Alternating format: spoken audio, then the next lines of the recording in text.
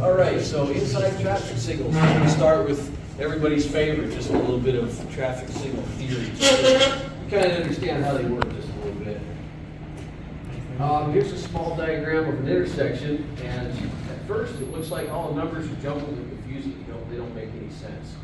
But there's what's called a ring and barrier structure, and I also have it written here on the sideboard over here. And once you understand how the ring and barrier works, you can understand why the numbers are how they are in a diagram. So each movement is called a phase.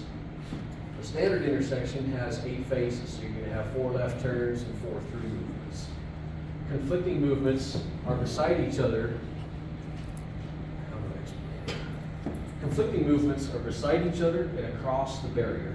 So if they are next to each other, they cannot serve.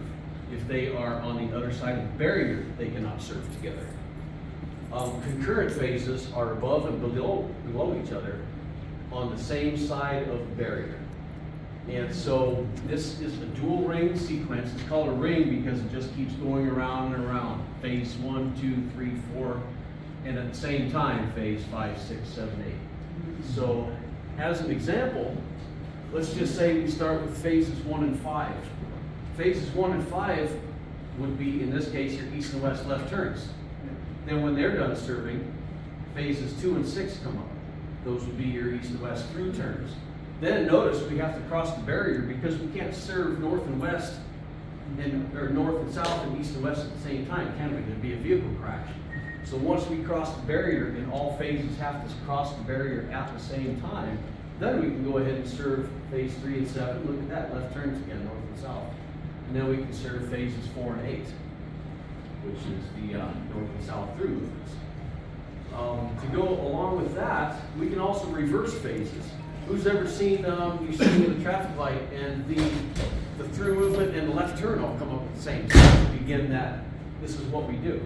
It's as simple as this. We can reverse phases and we can change this to 2 and 1. We can reverse any pair or all pairs all at the same time. So now if we reverse, look at that, phase 2 and 5 serve at the same time now. There's your through movement and left turn. Then we can also cross serve. Then 2 and 6 might serve. You might have your throughs for a little while. And then we would have phase 1 and 6. It would basically, it's what's called a lead lag sequence. So by programming your sequences like that, during times of day and coordination patterns, you can, as traffic is going ingress or egress to where everybody works, everybody's going home different times of the day, we might reverse those patterns throughout sequences throughout the day and get traffic to move in different sequences. So how does the traffic signal get us power? You might see on the side of the road, you'll see meter pedestals like this. And it's got the, it's just like what's on the side of your house. It's going to have a meter. It's going to have circuit breakers.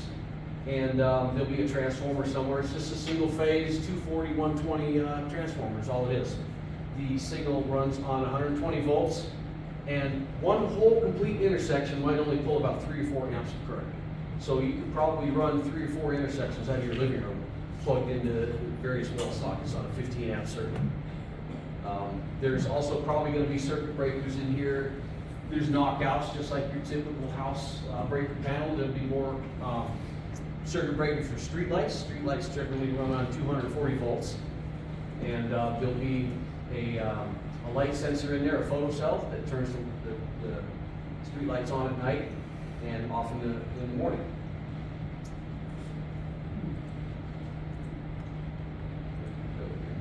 I lost you. Maybe he's gonna do it.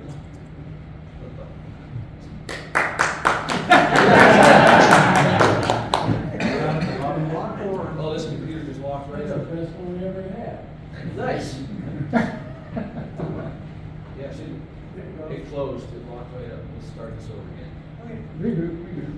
Send crash, send, it's Windows, so it's gonna crash. Wow. Speaking of crashes, I went to a destruction derby one time at the fair. You ever seen those? It's a figure eight thing where you have to get through the middle.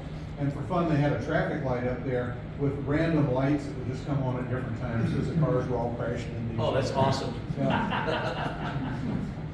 All right, so here's a traffic signal cabinet. Usually one will come into the shop, brand new, as you see on the left-hand side here, an empty cabinet. It comes into the shop and we pre-run the thing. We'll load it up with a controller as seen on the right, hook it up and pre-run the cabinet and test everything, because there's nothing worse than putting a cabinet out in the field, going through all the installations, and the thing is miswired or something like that. It doesn't work. Oh, it sounds like a computer. All right, here's a full cabinet out in the field. This one happens to be at Russell Road and Torrey Pines Drive. So I'm going to describe the components along the top. Very top shelf, which is half cut off, is communications equipment. We got fiber optic, usually 12 strands of fiber optic cable going into each traffic signal cabinet. From there, it goes into a Ethernet switch at the very top, all the way to the right there. And there are Ethernet cables going to the controller, sometimes the detection systems, and sometimes the other components too. And there's also equipment in there that talks to the autonomous vehicles, because they also have to know what to do. Is the light red, yellow, green? What's it doing? It can't rely just on the camera, but there's a radio that also transmits that data to the autonomous vehicles, which also hooked into the Ethernet system. The next shelf down, starting with the red unit on the left, that's your Polara PED push buttons, the ones that you push to say wait, and then they make a clicking noise to go across the street. That's the controller. Oh, they really work? They actually work? They do work. They actually do. Beside that, the silver unit, that's your Opticom preemption system for emergency vehicles, which usually use a 14 hertz flash rate with a very sharp cutoff and rise time. You see everybody try to flash steer, high beams and stuff like that. It doesn't work. You can't do it at 14 hertz, and the cutoff rate on an incandescent bulb just isn't fast enough. But that's how that works. And there's also a GPS preemption system, which is up and coming. Beside that, the black unit, that's all your video detection. You'll see video cameras out there, and your vehicle may be picked up by a video camera, and we will draw zones to when you enter the vehicle into that zone. It creates a call into the controller to say, hey, there's a car here, give me a green light on that phase. Beside that's just a video monitor, so we can see what the equipment is doing. The next shelf down, you see a bunch of black units kind of stacked up there. Those are loop detectors. There's in-ground inductive loops, and they don't work on vehicle weight or anything like that. It's a tuned circuit. It's basically an antenna. It's an inductor in the ground.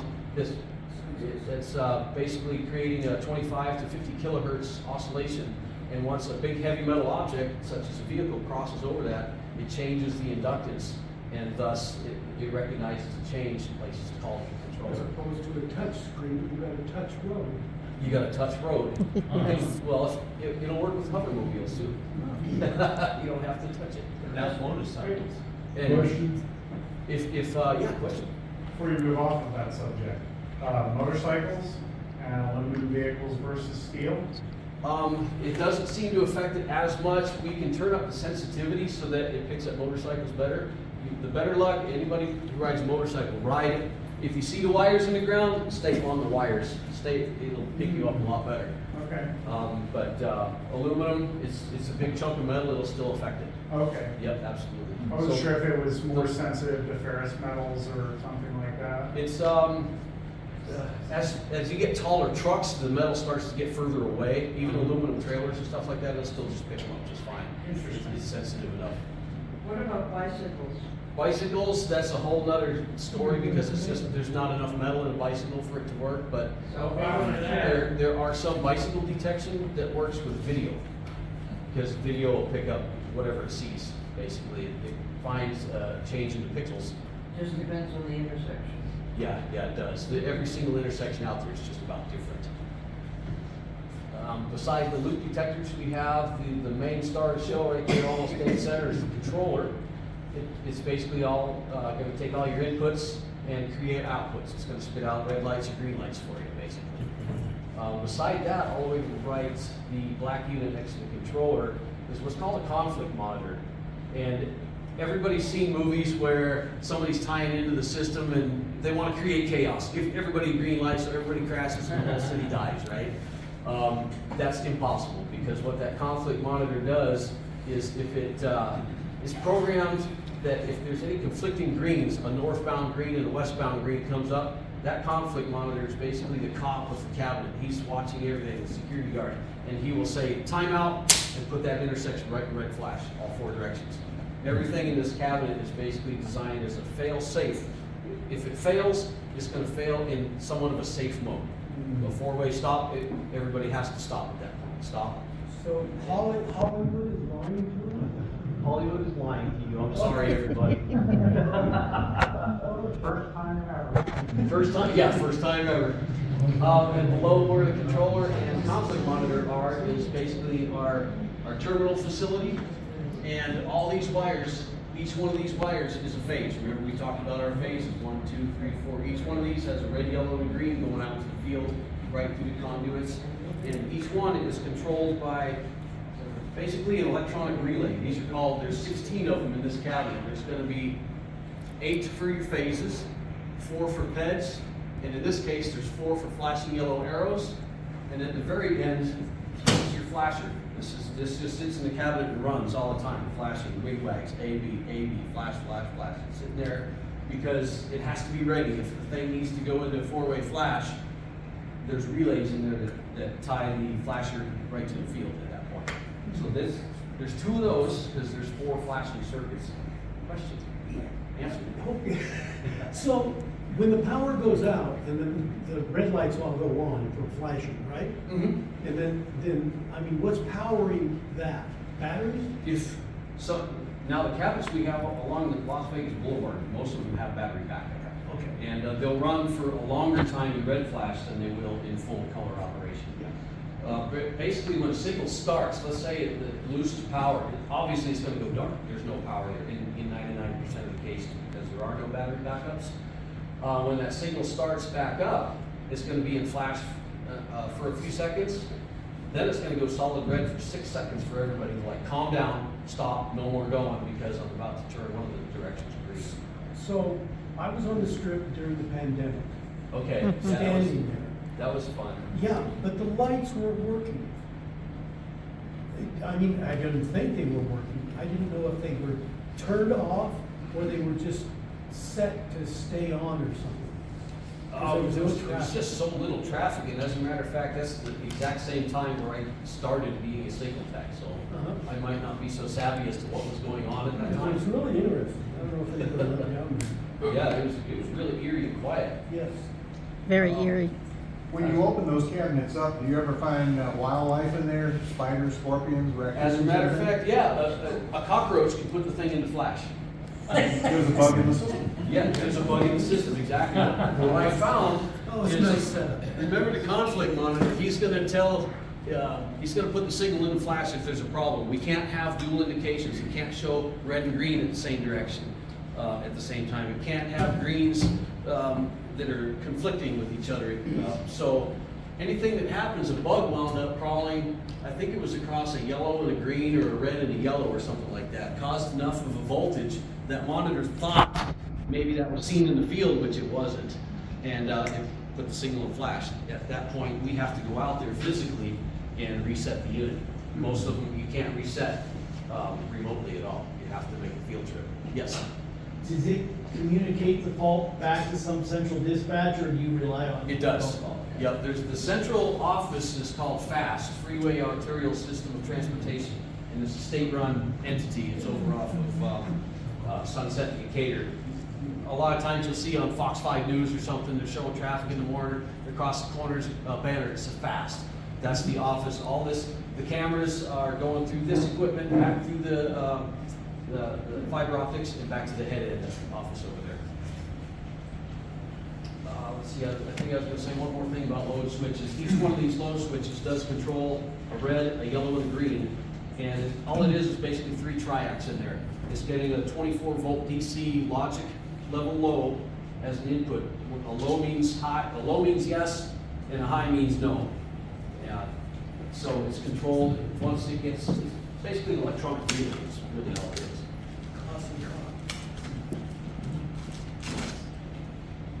Okay, so the controller is the brains of the unit there. The controller takes inputs, does logic. It contains times, it contains all the tables, the timetables and everything is gonna run throughout the day. Head times, everything else. It's just a text-based user input. You go through menus with push buttons through there, and you go from menu to menu. And it's also programmable on a computer.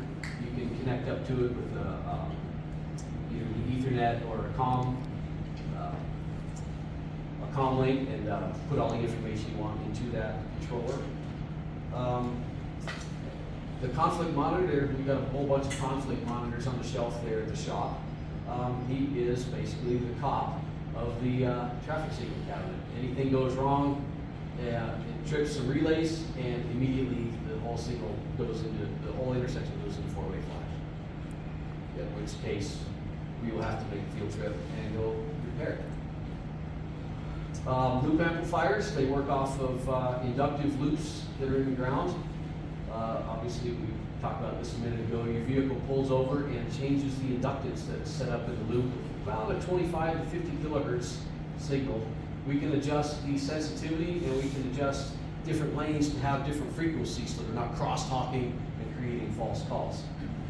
If a loop ever gets cut, because there's never construction in this town, they never open up. If a loop gets cut, it goes into another fail-safe mode where it's always calling the controller. It always thinks the vehicle's there. You're in the middle of the night, you're waiting there, nobody's coming this way, but it's green, it's green, it's green, because the loop's cut in the ground, and you have to be able to serve a vehicle as a safe thing. You don't want people sitting there forever, never getting a call and running red lights.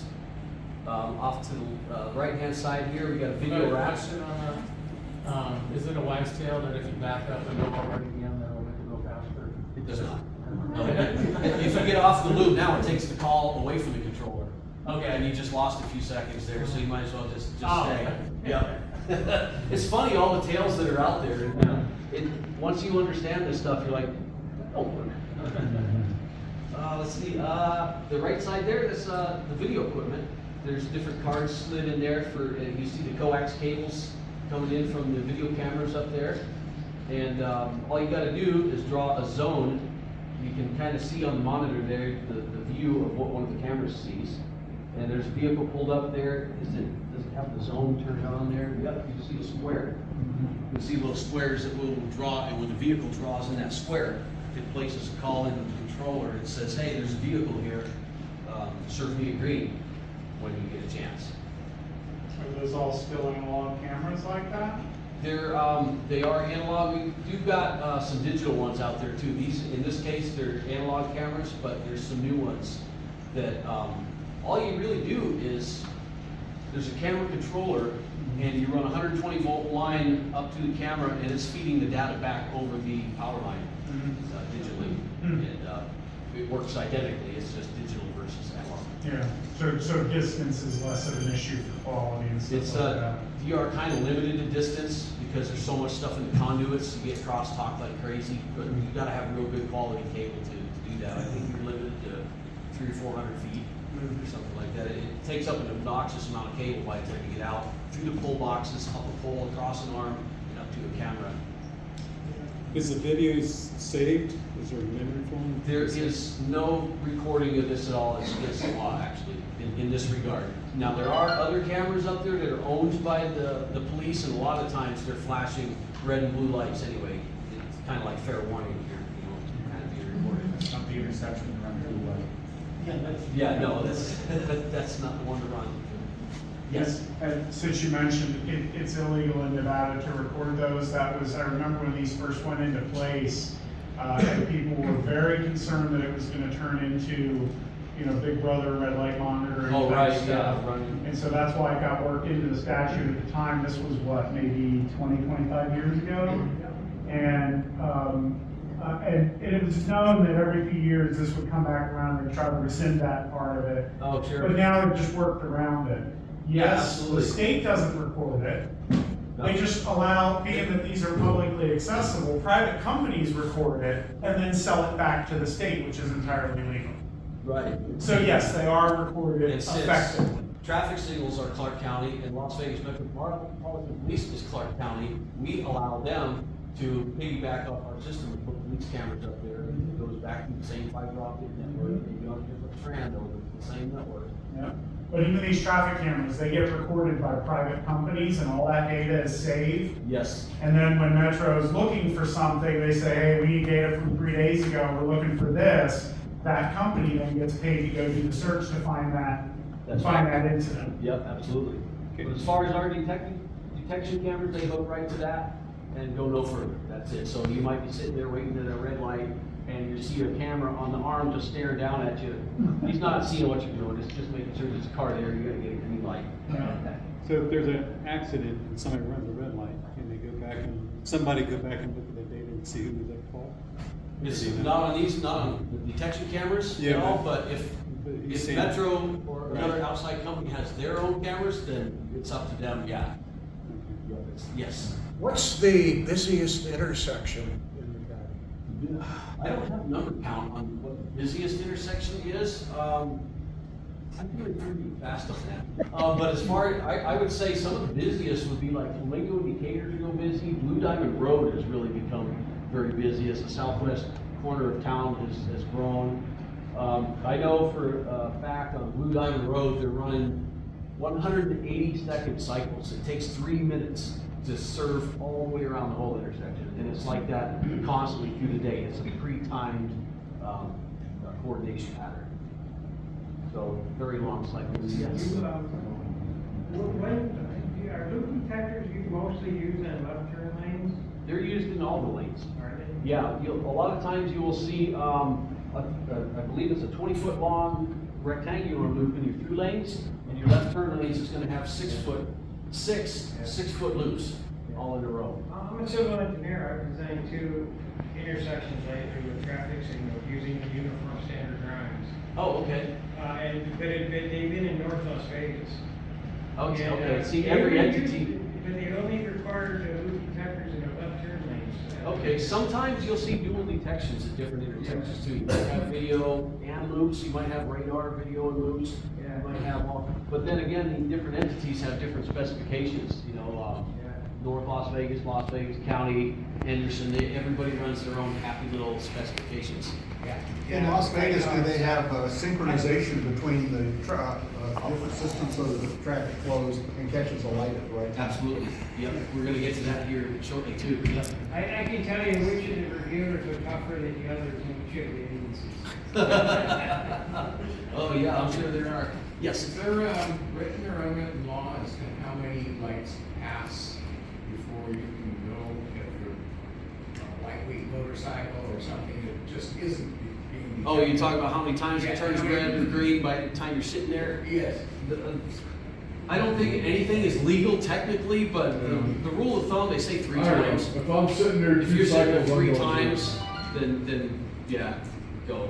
Because it does happen. Signals will lock up, and Yep. we'll be getting calls from Metro to come out there and fix the dang thing.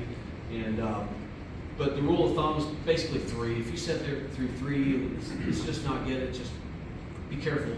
Yeah. Look both ways. Yeah, look both ways. Look all 3 ways. So here's a little picture. You'll see a video detection camera there up on the arm. And then over the signal head, you'll notice that's the emergency vehicle preemption detector right there. That's what the eye that senses the infrared coming off the vehicle. Off to the right there, you'll see basically a little pictograph of an inductive loop wired, cut into the street and wired up into the cabinet. There's usually, depending on the size of the loop, it could be 2, 3, or 4 turns. It's not very many turns. All they do is cut a slot in the pavement and drop in loop wire 2 or 3 times. And from one end to the other, it's unbroken all the way to a pull lock. And then it's twisted there, lead into it. It goes all the way to the cabinet. It's got to be twisted to reduce interference. It's sometimes shielded. You ground it only one end at a time.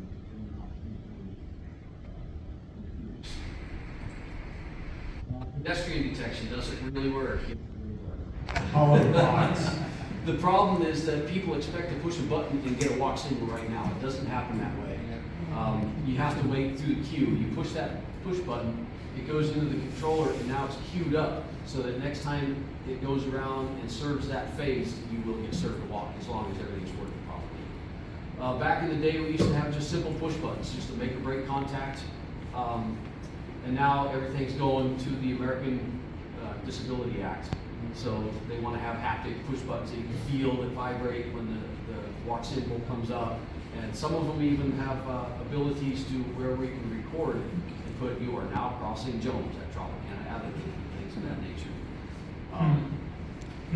We got these particular push buttons right here made by Polera. They have a Bluetooth feature, which we just use an app on our iPhone and walk up and program the thing, which phase it needs to go to, what noises it makes, the volume. Sometimes we get people complaining that the thing is screaming "walk" in the middle of the night. And so we got to go out there and maybe adjust volumes and noises and things of that nature. And you definitely changed the default passwords on those after they're deployed, right? Yes, we had a breach in the systems lately, and they used to require just a 4-character password. Now they require, I think, 8 or something like that, 8 or 10. So now we're having to go through them all and change all the passwords because people would think it was funny to make funny messages and get into the systems and do things. That sounds like fun. Oh, it was a blast. Here's a little pictograph of our emergency vehicle preemption. The detector is usually mounted up there to pick up the infrared 14 hertz flash rate. And basically what it does is you got to be careful. You know, the fire truck's going to come when the fire truck's going to come, but when it's prioritizing that direction, what it does is it drops all the ped calls. So you might have pedestrians halfway across the street that's counting down 20, 19, 18, 0. And you're in the middle of the street, here comes a fire truck. So if you're ever crossing the street and you see a fire truck or hear one, get out of the way because you're about to drop your pedestrian time. So like I was saying earlier, it doesn't work with headlights or anything like that. And they're actually getting away from optical altogether. They're going GPS little by little to where it knows where the fire truck is in GPS land. And inside that card, we'll program a zone maybe 1,500 feet out or whatever. And when that fire truck starts encroaching in that zone, it'll start preparing the signal to change. Most of them around town, of course, don't work. How big is a single head? Here's the 12-inch diameter. Here's a red light right here. They're all LEDs now. An LED burns out. There's just a hot and a neutral. We just go up there and hot swap in just an LED module. There's no more light bulbs, no incandescents, no reflectors or anything like that.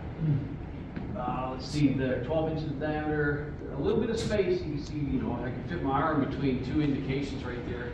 So a 3-section single head there is just about 4 feet tall and taller if you include the size of the back plate. So everything is ginormous. Yeah, they're way up there in the air, you know, 17, 18 feet up off the ground. How heavy are they nowadays? Because they used to weigh a ton. They're very light. They're aluminum, and they're making polycarbonate ones right now too. But we don't have any around here. They're all aluminum around here, and you can grab it by the back plate, pick it up. They're probably 40 pounds or so. They're not too terribly heavy. So when a light is out, who do you call to notify somebody that it needs to be replaced? You would call Clark County. If it's in the county, well, if it's, you got to know where you're at too. If you're in the city of Las Vegas, you're going to call city. If you're in the county, you're going to call the county number. If you're in Henderson, you're going to call Henderson. Each entity owns their own stuff, so. Sometimes somebody will give you a number to refer. Dial 311.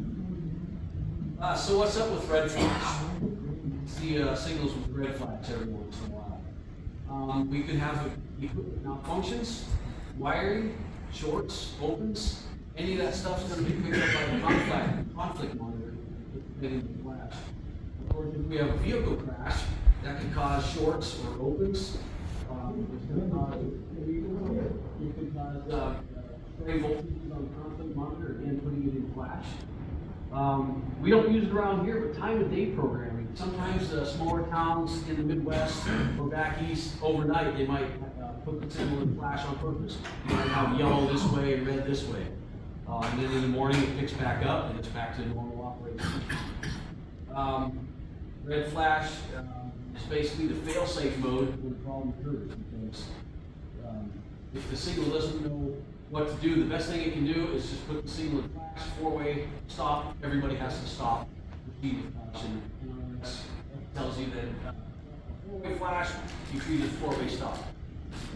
Same with the dark signal, in case anybody doesn't know what the dark signal is, it's a four-way stop.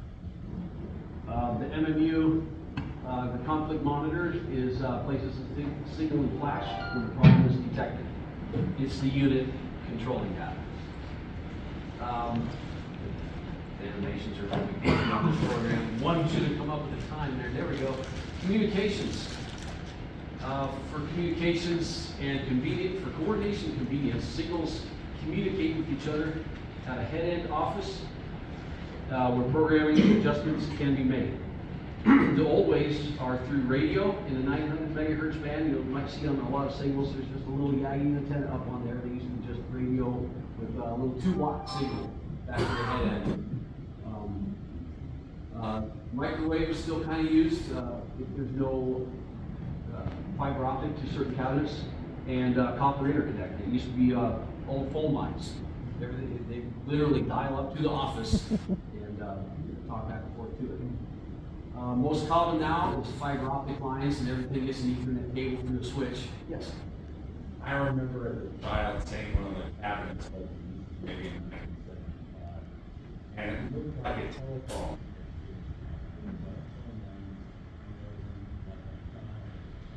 Yes. Regular dial. Yes, and that's a little mechanical cabinet right there. Are there any more of turn the those? wheel, turn the switches on and off. Is there any more of those still left? Not around here. New York City still has some. Yeah, not around here. Everything's electronic now. The PTZ, the point tilt and zoom cameras. Fast can actually go in and look at an intersection to see what's going on and get on the computer and on. And you can point, tilt, zoom, and see kind of what's going on. Those ones don't record. But if you happen to catch something going on, hey, you saw it. I did see once though, where I had a camera up in the office and saw a vehicle crash. 2 vehicles just crashed. One guy gets out of one vehicle, runs around, rips the guy out, and takes off with his vehicle. And then, 10 minutes later, he comes through like he's looking to see what's going on, and I see the same vehicle come back through. And he just takes off, never to be seen again. See it, it's like, is this for real?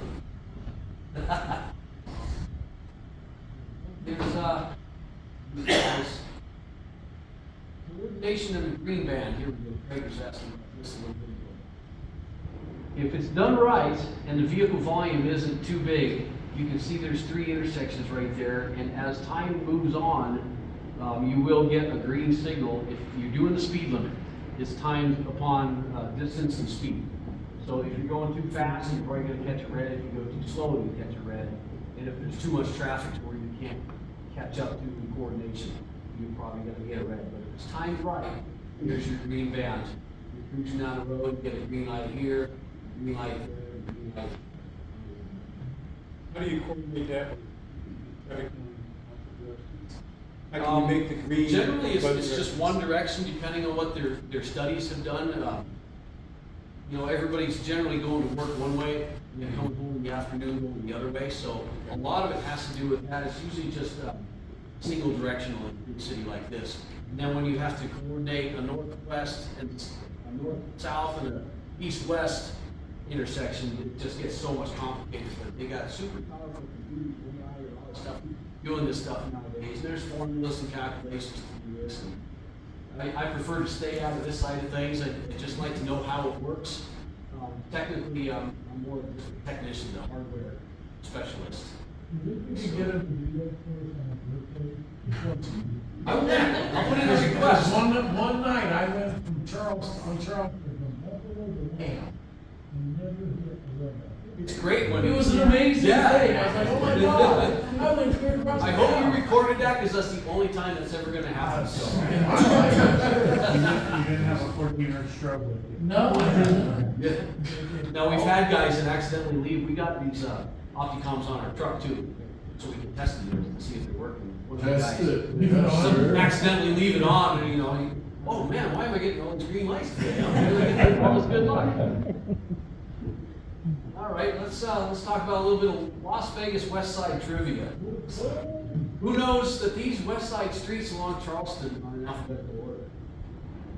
Antelope, Buffalo, Cimarron, Durango, El Capitan, Fort Apache, Grand Canyon, Hualapai, and Indigo.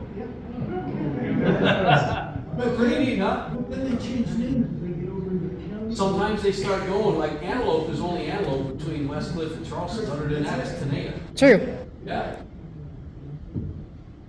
This is why we can't have nice things. This is a wind event that, this was at Flamingo and Fort Apache 3 years ago or so. And the base bolts fatigued and broke, and look at that tip of that arm landed in the left turn lane. Thank goodness nobody was over there. Don't drink and drive, kids. There's a job, obviously they got the power pedestal and the cabinet in one fell swoop. And there's me and a buddy just changing the cabinet that got hit at Buffalo in 215 and DHL Speedy Delivery Service.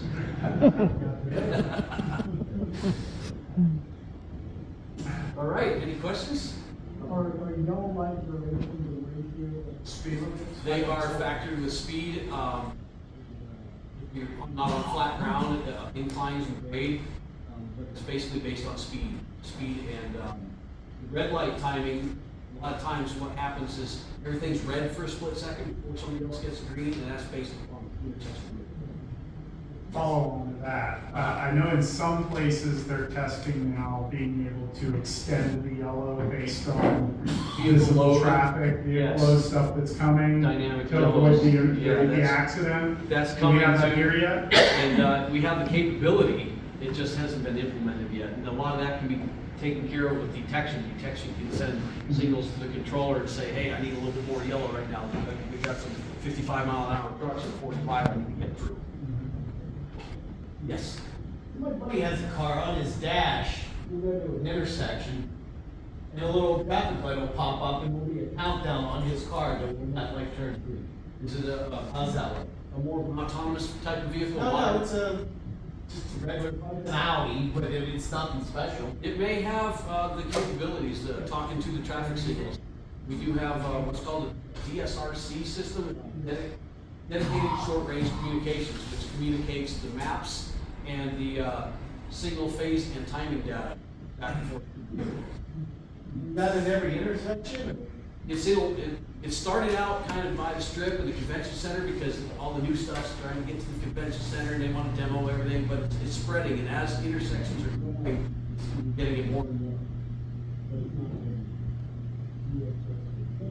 Is that like an international standard? It's Tesla's standard. Well, yeah, it's it may be an international standard. No, well, I don't know who's standardized it, but it's There's a lot of basically. articles on there, and it has to do with the Tesla, right now can do all of it, as we know. But, well, you and I were talking about that Yeah. before. And, but I have a feeling, and I did check all that stuff out, that Tesla's probably gonna drive the standard. The autonomous stuff, yeah. It has to. I just wasn't sure if it had been actually like ratified as a standard. It's a given theirs is the most mature, they were gonna be the drivers for it, so it's just a question of whether it's been standardized beyond what, I mean, if it's getting deployed, I have to imagine that there's some kind of standard. There's to gotta it. be some kind of standard, Yeah. yes. Nobody would invest bazillions of dollars into it if it didn't have a book like this on the rules about it. Yeah, absolutely. Especially when it comes to talking to traffic signals. We're not gonna put all these different standards and stuff in one cabinet. Do you have a lot of theft, or is it most of the fiber optics have, Lots of theft, lots of homeless, lots of tweakers out there, especially on the edges of town. They're ripping handhold covers off of poles, and what they'll do is they'll pre-set up. They come through and take all the connections apart, cut them off, open up all the handholds all the way down the street, and come later on to set up a tent next to their pull all the wiring out. Some of them hook up their TVs and phone chargers to the wiring too. They'll come out of the handhole and pile up rocks. They got a cord going in their little tent. They got free power. And we're making these fancy handhole codes. It's a multi-stage process to get the thing off. It takes all these fancy tools, magnets, and all kinds of stuff. That, I don't know, what do? You just take a hole saw to the other side of the pole and start pulling out. But yes, to answer your question, lots of wire theft. And they even try to steal fiber optic when you think it's wired. No, it's no good for you. Well, there, if it's tied into street lights also? I'm mostly talking about street lights at this point. We don't really get much theft in the actual intersection, although I've had some school flashers get their wiring stolen because it's generally tied. Well, I know by me, they ended up putting in the LED lights, and then they put in the lumen wire. Yes, The LED lights can accept the loss of voltage in the lumen wire, and then they can't steal, they don't steal it because it's not a working. lot of times, like on Lamb Boulevard, you're going back over it. Try to get that down. Anything else? Yes. So I always wondered if, I mean, obviously here heat's a problem for everything. Yeah, the stuff I is imagine very, this stuff has to be like super hard. it's very resilient. It's tested up to like 50 degrees or whatever, but it's kind of extremely hot. There's ventilation, there's fans, thermostats in there that pull air in through the air filter and exhaust the hot air out through the top. But it's gonna kill this stuff. It's sensitive electronics. Yeah. And stuff dies all the time. Very good. Bill, thank you very much.